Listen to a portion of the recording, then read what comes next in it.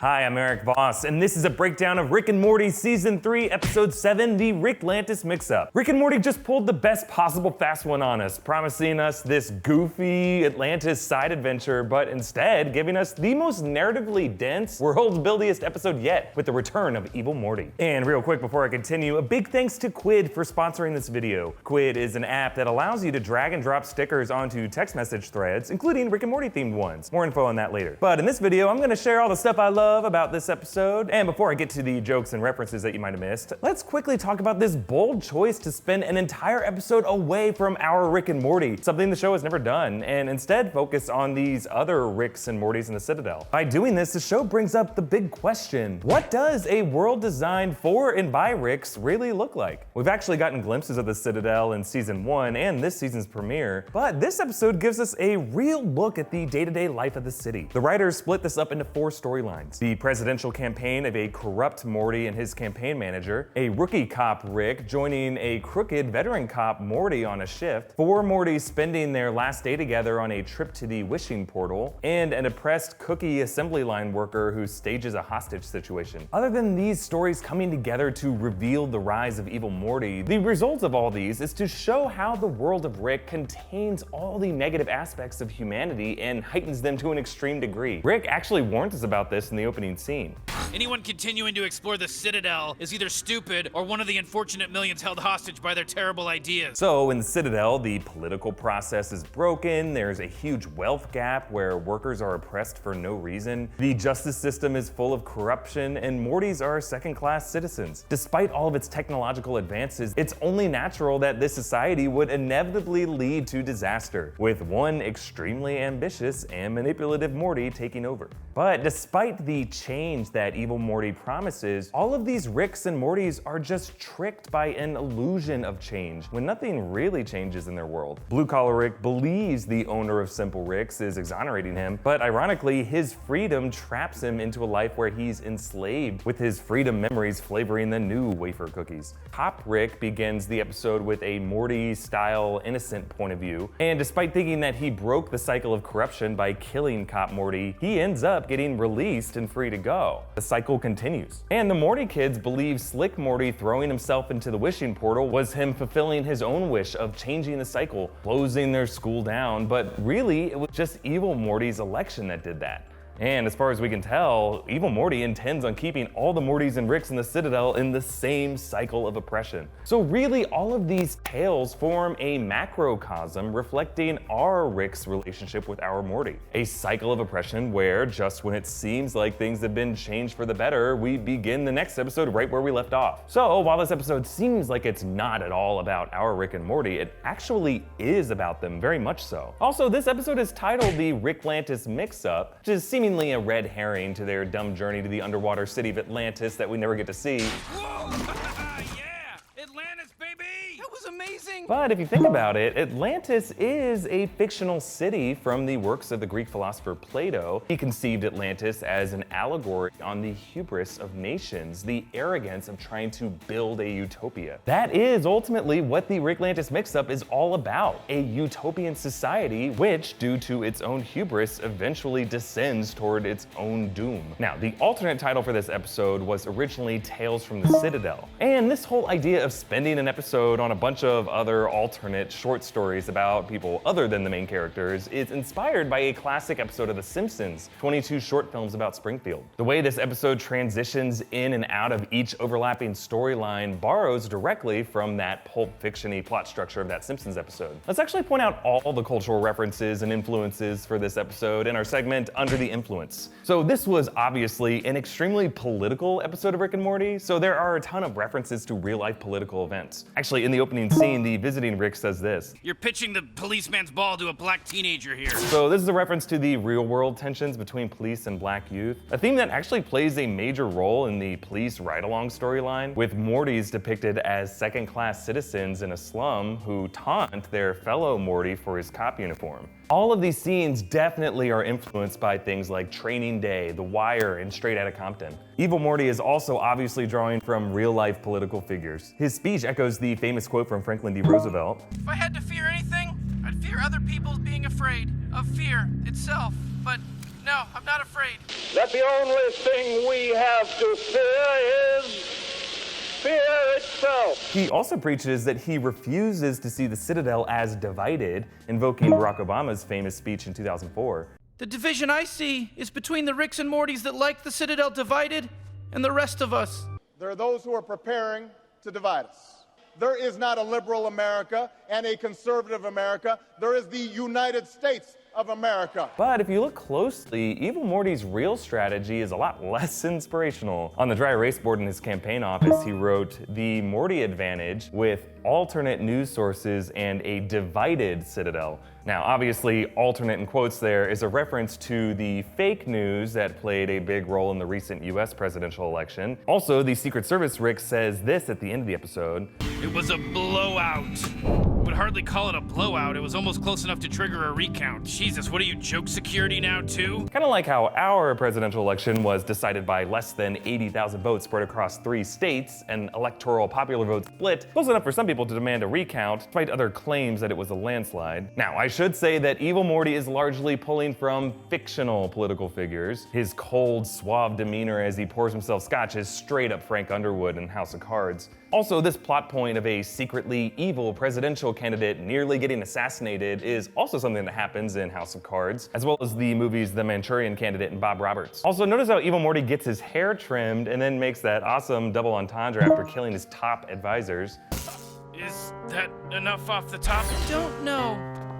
Is it? Yes, goddamn yes. I'm thinking this could be a reference to De Niro's Al Capone power play in The Untouchables when he got groomed during meetings. Now, there are other characters who are pulled from real-life political figures. The Rick Guilt Rick candidate is a parody of the candidate for New York Governor Jimmy Rent is Too Damn High McMillan, who was surprisingly not fictional. The rent is too damn high. And then there's Plumber Rick. I'm a Rick and I'm a plumber. This guy is modeled on Joe the Plumber, the guy who got in an argument with Obama in the 2008 campaign. I've worked hard, I'm a plumber. Also, I'm pretty sure the Rick on President Morty's executive board is based on the late Steve Jobs. Actually, in real life, heads of industry have been known to serve on various presidents' economic councils. Then there's another board member wearing Middle Eastern garb, kind of like the members of OPEC who pulled the strings behind a lot of government leaders. Now, one final possible political influence I spotted was Investigator Rick, who could be a reference to the informant character Deep Throat in the movie All the President's Men. You'll notice he actually ends up floating outside the airlock dead at the end of the episode, which is obviously this episode's darkest moment. Now, the storyline with the 4 younger Mortys was pretty clearly influenced by the movie Stand By Me,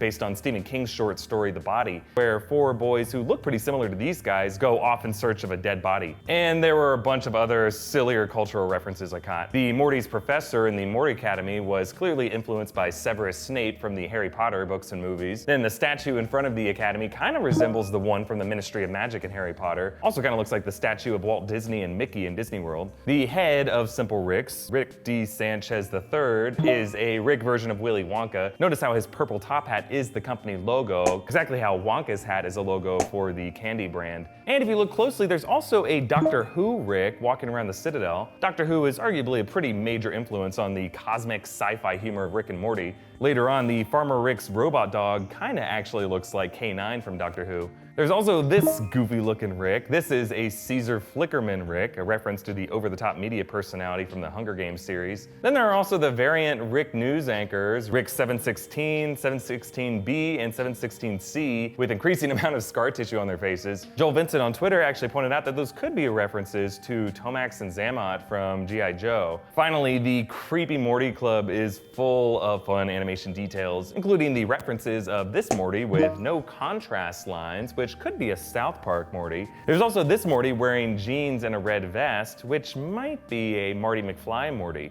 The character of Morty was actually based on Justin Roiland's animated shorts, The Real Animated Adventures of Doc and Marty, which parodied Back to the Future. I actually recently made a video that went into this interesting origin story that you should definitely go watch. All right, let's move on. Early in the episode, the commercial of Simple Ricks is showing this image of young Beth in the background with a horse. Now, this is obviously a callback to Beth's lifetime love of horses and her future career as a horse surgeon. And as always, this Rick and Morty episode is full of continuity references to past episodes, so let's break them all down in our section, Callback! In the news footage of Evil Morty meeting with supporters, one of the Mortys is a trunk person. Remember in Rick's Minutes in season 1, trunk people were introduced as a politically marginalized group. Hi, I'm a trunk person, and I feel love in my heart too, just like you. Then there's another Morty supporter with a reference to season 1, with this sign reading, "Nobody exists on purpose." Remember, that was a line from Morty's speech in the same Rick's Minutes episode. Nobody exists on purpose. Nobody belongs anywhere. Everybody's gonna die. Come watch TV. Then the 4 Mortys who try to steal mega seeds from a mega tree, those were from the pilot episode. Notice how the farmer Rick chews on a mega tree sprout instead of a piece of straw. And at the end of the episode, we see these same Mortys in new uniforms harvesting these seeds. I'm wondering if they're gathering these to improve the cognitive powers of all the Mortys, at least before their motor functions and speech start to go away. Also, when the blue collar Rick shoots his boss to death, the boss has a Shoney's mug. That's a callback to the season's premiere when we learned that Shoney's is Rick's favorite restaurant. It's great to have you back no matter where we are, but wouldn't you like to go home? Emotionally speaking, honey, Shoney's is my home. Now, later in the drug dealer Rick's apartment in Mortytown, the Mortys have written "Get Swifty" on the wall. Obviously, that's a reference to Get Swifty in season 2. Those Mortys also say this line to their Rick. Hey, Rick, man, when there's a Morty president, you gonna lick my balls or what? That is a reference to Rick's false memory catchphrase in Total Recall. Lick, lick, lick my balls. Yeah. And that was another reference to Doc and Marty, the super filthy short about Rick and Morty that it was based on. And stick your tongue on my balls. I'm a doctor, Marty. Trust me, Marty. Again, check out my video explaining that origin story. Now, the closing shot of this episode reveals the evidence that the campaign manager Morty saw, that the president is actually Evil Morty, the Morty with the eye patch, whom we saw at the end of Close Rick Counters of the Rick Kind. This episode actually foreshadowed that twist in a couple interesting ways. One was during this press conference scene. What's your original reality and where's your Rick? Gosh, we moved around so much it's hard to remember. I see every Rick as my Rick. Now, at this point, red flags should have definitely been going up, because Evil Morty has no known Rick counterpart. His Rick was just a cyborg being controlled by him remotely. And before I get to the other moment that set this up, the reason we get to make this video is because Quid is sponsoring it. Big thanks to Quid. Quid is an awesome new app where you can collect cool stickers, cards, and Funko Pop figures for free all on your phone. If you use emojis and stickers when you text your friends, Quid has thousands of free stickers that you can't find anywhere else, from hot shows like the just released Game of Thrones, Rick and Morty, Steven Universe, Bob's Burgers, Powerpuff Girls, and Family Guy. Also cult hits like Breaking Bad and Star Trek, and from games like Five Nights at Freddy's and Fallout. You can drag and drop these stickers in iMessage. It's super easy. Look, I'm making Rick and Morty yell my text at each other. My life is interesting now. Now, some of these stickers, cards, and toys are super rare and hard to get, so good luck. But the good news is that you can meet cool people on Quid, look at their collections, and trade with them just as easily and as quickly as chatting with each other. There's also a new feature. You can showcase your collection by adding stickers to images you already have in your camera rolls. New stickers, cards, and figures that you can collect for free are released every day, including a surprise big new show coming soon. So yeah, jump on this. Okay, back to Evil Morty. At the beginning of the episode, there's this little exchange. I was never on board with it in the first place. That's why I murdered everyone in charge and left it to rot. Oh, that was you. I actually think there's more to this exchange, and I may be totally wrong, but let's dig into this with theory time. Okay, now that we know that Evil Morty is president of the Citadel, it makes all of the Citadel especially dangerous, even more dangerous to Rick than before. Actually, since the Council of Ricks previously governed it, this is the Citadel's first time operating under this kind of authority system, which the visiting Morty actually hints at in this scene. Well, you'll be happy to know that the council's gone now. Yeah, he knows. He murdered them. However, notice how the visiting Rick and Morty didn't initially realize that these were the guys who wiped out the Citadel. That's because this isn't our Rick and Morty's home dimension. Remember, they're C-137 Rick and Morty. All right, Morty, here we are. Oh my God, Rick! Is that us? And that world got Cronenberg, so they had to bail on it and move to this one. So they've essentially been living in hiding from the Citadel this whole time. But now, by bragging about killing the Council of Ricks to these visitors, Rick has outed his position to the Citadel. They know what dimension he lives in now. And I think this will be how Evil Morty finds Rick by the end of the season. In fact, notice what the episode description for the finale episode, episode 10 is. Rick has a confrontation with the president. So yeah, guys, I think this is all headed toward a big epic showdown between these two brilliant psychopaths. Now, if you missed those clues, I think everyone recognized Evil Morty's return with the spooky Evil Morty theme music coming back at the end of the episode.